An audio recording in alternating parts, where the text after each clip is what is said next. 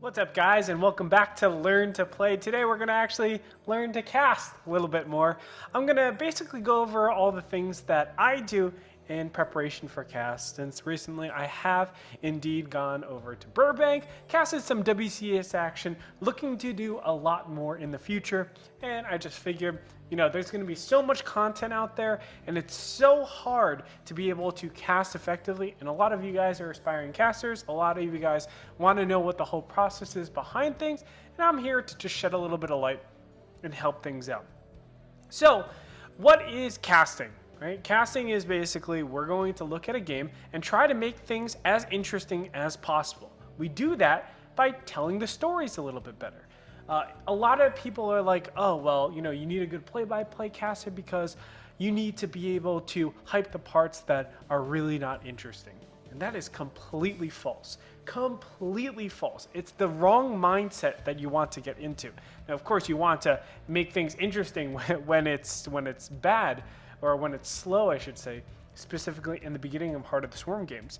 But what we really want to do is showcase interesting things when people don't think that there exist interesting things. That could be in terms in gameplay, that could be in backstory, that could be on when these guys met. There's so many different things that we need to put into a broadcast. What you should have is too much information to the point where you don't even have enough time to actually get all of your stuff out. And that forces you to be more eloquent. That forces you to choose your spots well.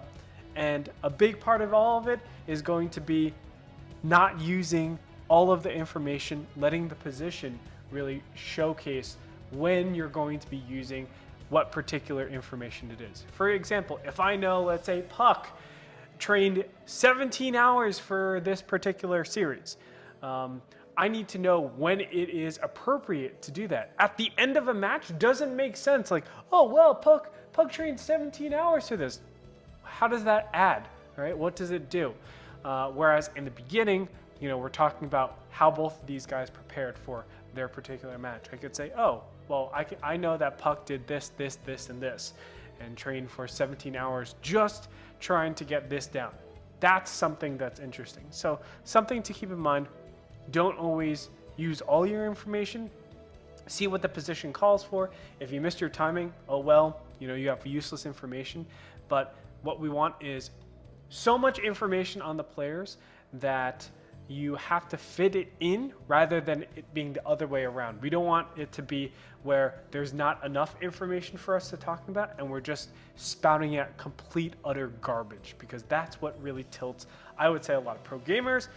That's what tilts me when I just see filler commentary like, oh man, the Banelings go blah, blah, blah, and it's just like such an uninspiring type of play. It's like, okay, we know the Banelings are connecting really well. Like, how does that impact things? We want as little filler as possible. So I'll explain what I do real quick, and then we'll go into, I guess, other stuff in terms of game theory and how I feel I can adjust it and see what's going on with the meta.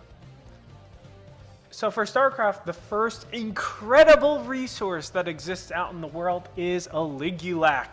Yes, aligulac.com. It's basically the place where you go if you're a caster, if you're an enthusiast, whatever it might be. This will tell you, even a player, this will tell you exactly who played who, when, where, and what. Like, all you have to do is click on a player or type their name in. You get to see everything. You see their match history, their ratings history, etc., earnings, all that good stuff. Why this is good, in particular, let's say they're training for WCS or they're training for a group series. We get to see exactly how and what they're doing. So I can see, oh, well, I didn't catch on April 30th that, Parting actually had a really, really close series against Hero. That's actually very interesting. And then we go back and watch those. Also, we get to see really, really easy stuff. For instance, let's say I want to see all of his PvPs. I know he's slated for a PvP. I just go to Opponent's Race, filter it, and I get to see all the PvPs that Parting has recently done.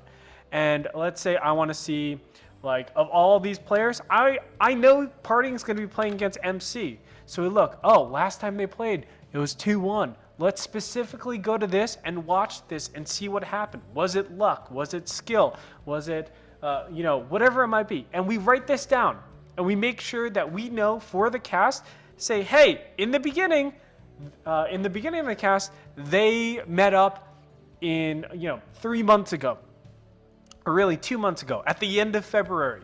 So MC has had a lot of time to get, some revenge. He wants to avenge his loss. He wants to avenge the fact that he was probably knocked out of Code S from this in season 1. What is he going to do? What's his mindset? You start to develop an underdog, overdog type of story. You start to develop a lot easier storylines just by seeing this, by seeing the history, seeing, oh, wow, in the last, let's take five, let's go for 10. 10 series. We go win, win, win, win, win, win, lose, lose, win, lose. Okay? So that's 3 losses and 6 wins. That's incredible, right? Or excuse me, 7 wins. So he's 7-3 in his last 10 games.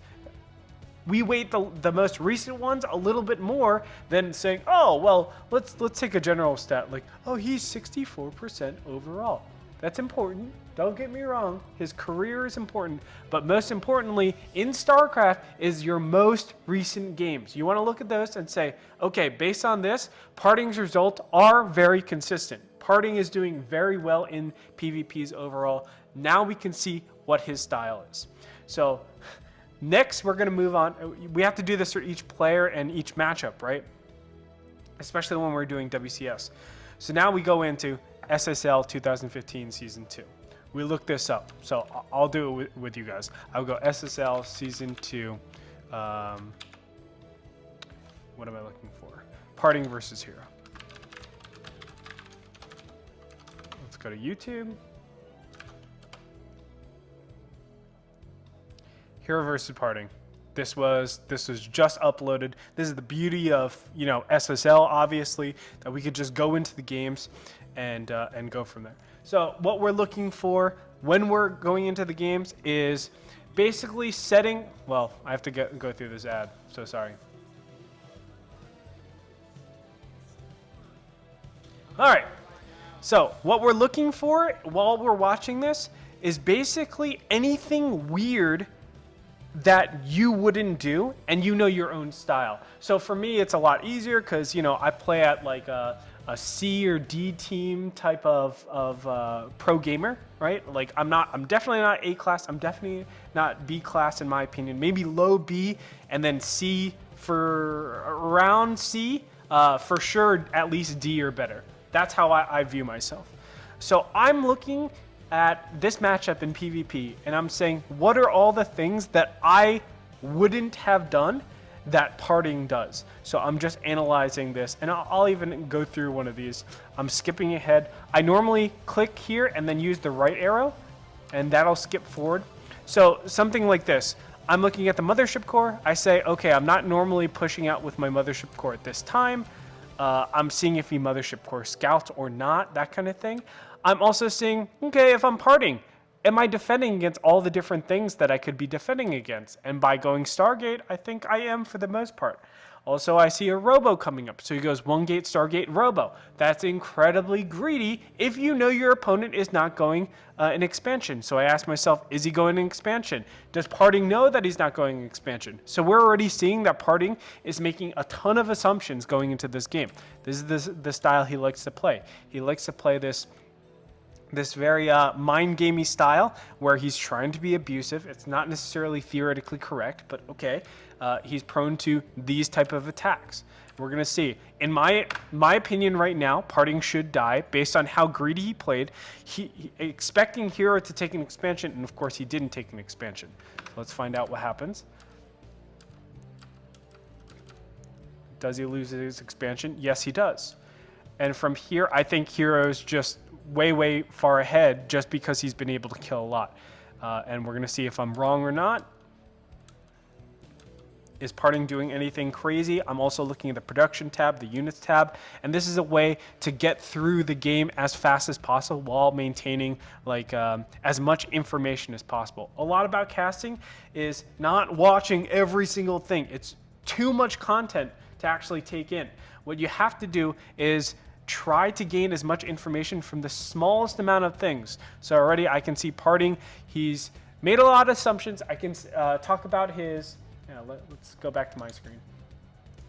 So right now I can make a lot of different analyses on this game. I can say, well, parting is very greedy. He likes to play abusive. He likes to assume things in PvP. He likes to be aggressive and counter-aggressive. So he's like pushing out with phoenixes at times where you wouldn't think he is, or he's actually holding back on phoenixes. He's trying to mind game his opponent. He's trying to play on that cusp of being macro ahead in macro and get ahead that way, and then from there, adjust whatever his opponent is doing. He has the economic advantage. He likes tech roots.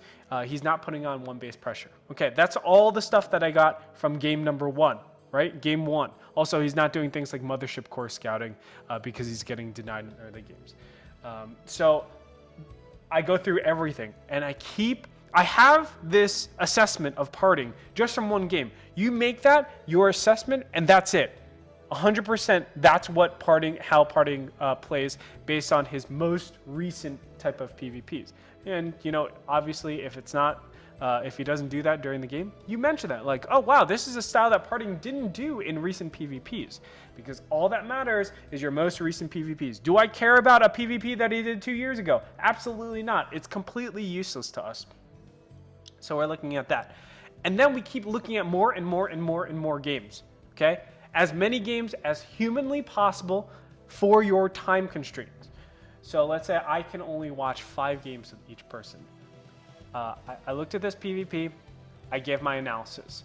I looked at the second PvP, I altered my analysis. I look at the third one, I alter it again. The fourth one, alter it again. And fifth one, and you're constantly just adjusting. That's all you're doing with that analysis. You're adjusting.